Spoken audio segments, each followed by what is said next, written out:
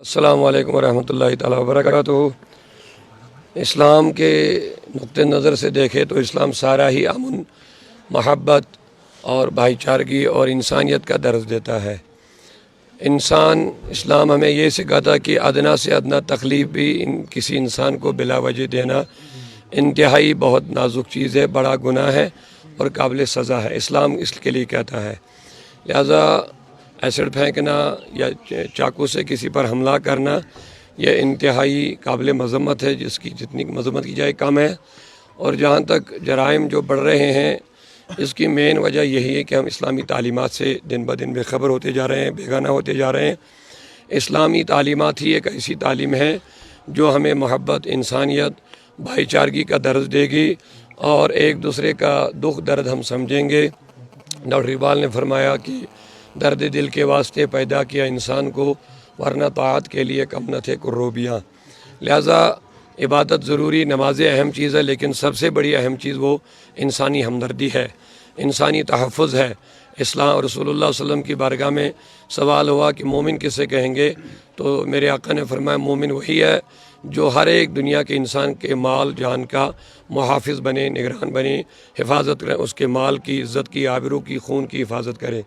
تو لہٰذا جہاں اسلام یہ محبت بری تعلیم دیتا ہے، وہاں ہم اسلام کی تعلیمات سے دور ہو رہے ہیں، اور اسی وجہ سے جرائم بھی بڑھتے جا رہے ہیں۔ خاص کر مسلم سماج میں یہ انتہائی نازک اور خطرناک مسئلہ ہے، جبکہ ہمارے پاس قرآن ہے، اللہ کا دیا ہوا نظام ہے، پیغمبر اعظم رہبر کامل صلی اللہ علیہ وسلم کی رحمت بری تعلیم ہے ہمارے پاس، جس میں اختلاف نہیں، انتشار نہیں، اور محبت ہے، اختلاف کا خاتمہ ہے۔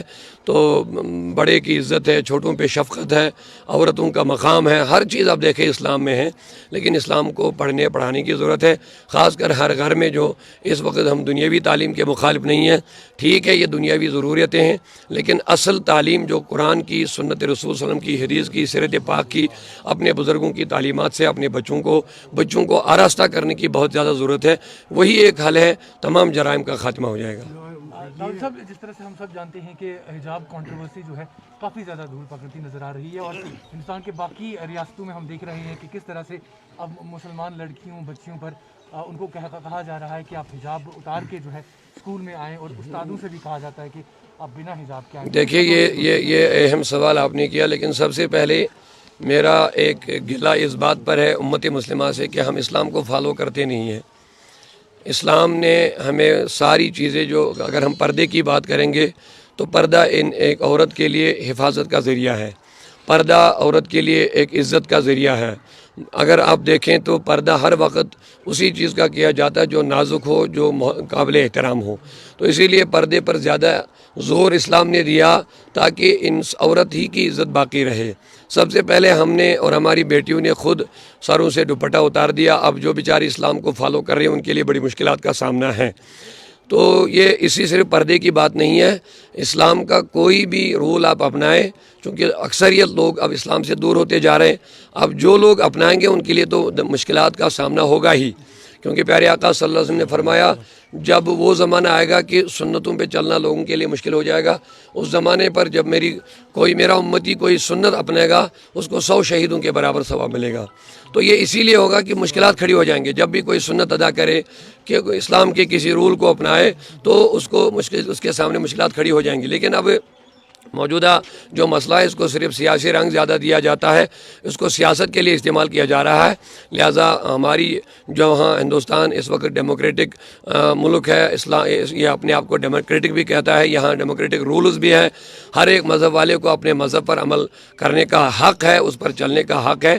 لہٰذا یہی ہماری گزارش ہے، اس کو کوئی سیاسی اس سے فائدہ نہ لیا جائے اور آپسی انتشار کو نہ بڑھاوا دیا جائے۔ اسی میں بہتری ہے کہ ہم امن کے ساتھ رہے، آپسی بھائی چارگی کے ساتھ رہے، اسی میں ہر انسان چین اور سکون کے ساتھ رہے گا۔ ڈاکٹر صاحب، ایک اور آخری سوال رہے گا۔ جس طرح سے ہم سب جانتے ہیں کہ وادی کشمیر میں جو منشیات ہے، اس کی لت جو ہے نوجوانوں کو لگتی جا رہی ہے، اور اس بیچ انتظامیہ کا یہ فیصلہ کہ یہاں پر اور شراب کی دکانیں کھولی جائیں گی، کس طرح سے دیکھیں گے آپ؟ دیکھیے، اسلام نے 1400 سال پہلے ہی میرے آقا صلی اللہ علیہ وسلم نے فرمایا کل مسکرن حرام، ہر ایک نشہ لانے والی چیز یہ حرام ہے۔ اس میں اسلام نے شراب کو بھی داخل کیا۔ اب عجیب حالت ہے کہ یہاں شراب کے دکانات جو کھولے جا رہے ہیں، ایک طرف منشیات کو روکنے کی باتیں کر رہے ہیں اور دوسری طرف شراب کی دکانیں کھولنا، یہ ایک نہ سمجھ آنے والی بات ہے۔ نشہ ہوتا ہے، چاہے شراب کی صورت میں ہو یا کوئی بھی جو ڈرگز ہو یا کوئی بھی نشہ جو انسان کو عقل سے عاری کر دے گا، اس کے ہوش و حواس کو باختہ کرے گا، بیکار بنا دے گا۔ تو یہ اسی لیے کہ اس میں دو نقصانات ہیں۔ ایک تو انسان کا جسمانی طور فزیکلی آپ دیکھیں، چاہے شراب پیے کوئی نشہ کرے تو انسان کا جسمانی سسٹم ایک دم افیکٹ ہو جاتا ہے، متاثر ہو جاتا ہے، برباد ہو جاتا ہے۔ اور دوسرا سماجی طور آپ دیکھیں گے تو اس کے بڑے نقصانات ہیں۔ انسان بگڑ جاتا ہے، انسان کی ویلیو ختم ہو جاتی ہے، انسان کے رشتوں پر بڑے اثرات پڑتے ہیں۔ آپ دیکھ لیجئے کتنے رشتے ٹوٹ گئے صرف اس وجہ سے کہ نشے کر رہے تھے۔ آپ سماجی طور پر دیکھیں گے، آپ فزیکلی جسمانی طور دیکھیں گے، صحت کے حوالے سے دیکھیں گے تو نشہ چاہے شراب کی صورت میں ہو یا کسی کی چیز کی صورت میں، نشہ انتہائی نقصان دہ چیز ہے۔ جتنا نشہ سے ہم دور رہیں گے تو اتنا ہمارا سماج اس لحاظ سے بہتر رہے گا۔ تو میں بھی یہی امید رکھتا ہوں اور چاہتا بھی ہیں کہ شراب کی دکانیں نہ کھولی جائے تو اسی میں ہماری آئندہ نسل محفوظ رہے گی اور آنے والے نوجوان ان برائیوں سے بچیں گے انشاءاللہ عز و جل۔